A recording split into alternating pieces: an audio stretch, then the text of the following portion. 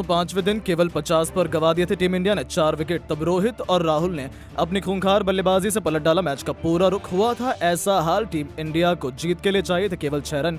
गेंदबाजी में तो मिचेल स्टार्क, बल्लेबाजी कर रहे थे खुद नीतीश रेड्डी। फिर हुआ ऐसा घमासान, देख फटी की फटी रह गई पूरे क्रिकेट जगत की आंखें। तो आखिरकार मेलबर्न टेस्ट के 5वें दिन कैसे राहुल, रोहित और नीतीश की आंधी के आगे नतमस्तक हुआ ऑस्ट्रेलिया। दिए हुए 360 रनों के लक्ष्य का पीछा करते हुए कैसे इन तीनों खिलाड़ियों ने ऑस्ट्रेलियाई गेंदबाजों के परखच्चे उड़ाकर रख दिए। दिखाएंगे इस दिल दहला देने वाले रोमांचक कांटे के चौथे टेस्ट मैच के 5वें दिन की पूरी हाईलाइट का वीडियो। तो हमारे साथ अंत तक बने रहें। लेकिन उससे पहले आपको क्या लगता है कि रोहित शर्मा, विराट कोहली और केएल राहुल में कौन सबसे महान टेस्ट खिलाड़ी है? अपनी कीमती राय नीचे कमेंट करके जरूर बताइएगा। दोस्तों इंडिया और ऑस्ट्रेलिया के बीच खेले जा रहे बॉक्सिंग डे टेस्ट मैच के पहले 4 दिनों में तो कहना मुश्किल था कि कौन सी टीम किस पर हावी है। जहां ऑस्ट्रेलिया के 474 रनों के जवाब में इंडिया ने 369 रन बनाए, तो तीसरी पारी में ऑस्ट्रेलिया के क्रिकेट टीम ने चौथे दिन का खेल खत्म होने तक 228 रनों पर ही अपने 9 बल्लेबाज गवा दिए थे।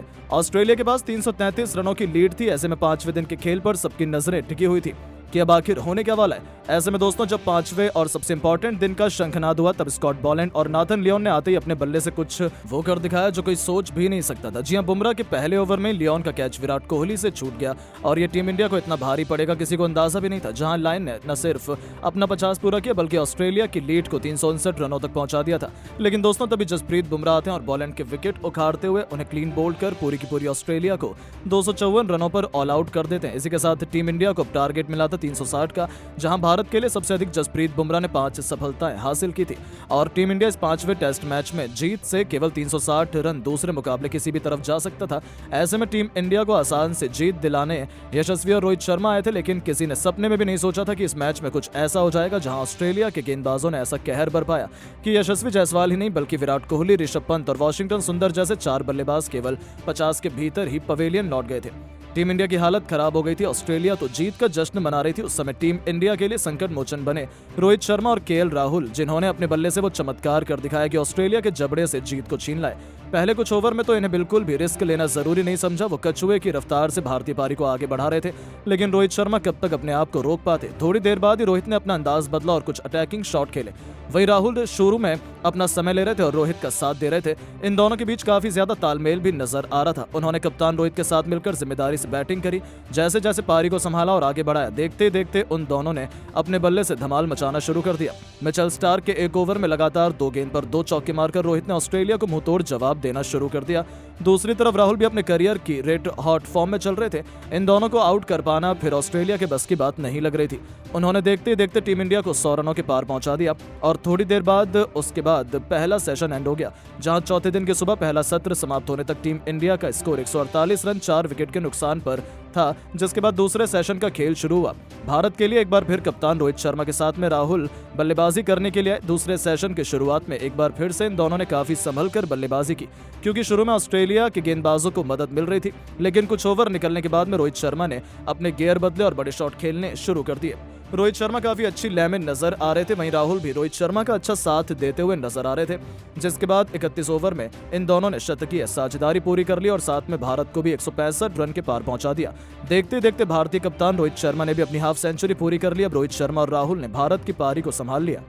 हालांकि ऑस्ट्रेलिया के गेंदबाज भी विकेट लेने की भरपूर कोशिश कर रहे थे, लेकिन अब इन दोनों के बीच काफी अच्छा तालमेल नजर आ रहा था।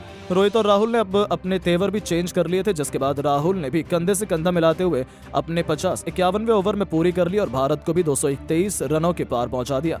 और सबसे खास बात तो ये थी कि इन दोनों खतरनाक खिलाड़ियों के बीच 150 रनों की दमदार साझेदारी भी पूरी हो गई थी।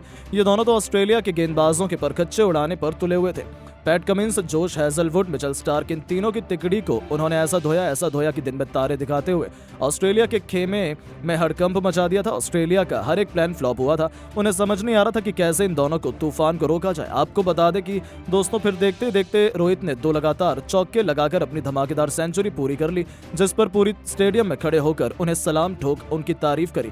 आखिर हो भी क्यों ना, मुश्किल की घड़ी में रोहित शर्मा टीम इंडिया के लिए सबसे बड़े संकट मोचन बने थे। और इसी के साथ 61 ओवर की समाप्ति तक दूसरा सेशन भी समाप्त हो गया, जहां दूसरे सेशन की समाप्ति तक टीम इंडिया का स्कोर 273 रन तक पहुंच गया था, जिसके बाद तीसरे सेशन की शुरुआत में एक बार फिर से राहुल के साथ रोहित ही पारी को आगे बढ़ाने के लिए आए।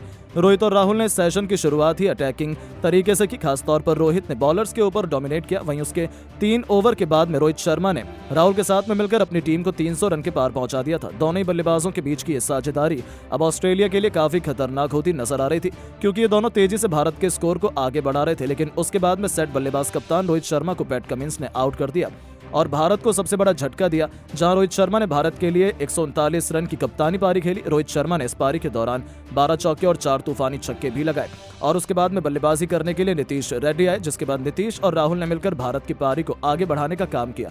खासतौर पर राहुल तो आज फास्ट और स्पिन दोनों गेंदबाजों को काफी अच्छे से डोमिनेट कर रहे थे। अब केएल राहुल हर ओवर में कम से कम एक चौका तो लगा ही रहे थे। वहीं नीतीश तो शुरू में अपना समय लेकर खेल रहे थे। अब इन दोनों के बीच भी अच्छा तालमेल नजर आ रहा था। राहुल भी अब तेजी से अपने शतक की ओर बढ़ते हुए नजर आ रहे थे, जिसके बाद नीतीश और राहुल के बीच भी 50 रन की साझेदारी हो गई और वो फिर मोमेंट आया जिसका सबको बेसब्री से इंतजार था। केएल राहुल ने मिचेल स्टार्क के खिलाफ एक चौका और एक खतरनाक छक्का एक ही ओवर में लगाकर अपनी सेंचुरी भी पूरी कर ली और अपने सिलेक्शन को सही साबित कर दिखाया। उनकी बल्लेबाजी से कंगारू गेंदबाज काफी दबाव महसूस कर रहे थे, लेकिन इस शतक लगाने के बाद में वो ज्यादा देर तक टिक नहीं पाए। राहुल को भी नाथन लियोन ने आउट कर दिया और भारत को तीसरा झटका दे दिया। जहां आपको बता दें कि राहुल ने भारत के लिए 127 रन की पारी खेली। बता दें कि केएल राहुल ने इस पारी के दौरान 2 तूफानी छक्के लगाए, वहीं उनके बल्ले से 12 चौके भी निकले। उनके आउट होने के बाद में नीतीश रेड्डी का साथ देने के लिए रविंद्र जडेजा मैदान पर आए और अभी भी टीम इंडिया जीत से 10 रन दूर थी। मिचेल स्टार्क सोच रहे थे कि वो भारत के 4 और विकेट ले लेंगे और अपनी टीम को जीत दिला देंगे, लेकिन दोस्तों नीतीश रेड्डी के होते हुए कहां पॉसिबल था। पहली पारी में शतकवीर इस खिलाड़ी ने तो अगले ही गेंद पर एक गोली की तरह करारा चौका लगा दिया और ऑस्ट्रेलिया की जीत की उम्मीदों को भी ऑलमोस्ट खत्म कर दिया। तो फिर 2 गेंद बाद ही नीतीश ने महेंद्र सिंह धोनी बनते हुए मिड विकेट के ऊपर से मैच विनिंग छक्का लगाकर टीम इंडिया को इस चौथे टेस्ट मैच में अद्भुत सी जीत दिला दी थी। इसके बाद तो दौड़ते हुए सभी भारतीय खिलाड़ी मैदान में आ गए और इस तरीके से जश्न मनाया गया मानो भारत ने विश्व कप जीत लिया हो। और ये जीत थी इतनी आसान, इतनी खास आखिर हो भी क्यों ना। भारत ने मेलबर्न में ऑस्ट्रेलिया का घमंड तोड़ा था, इससे बड़ी बात और क्या हो सकती थी।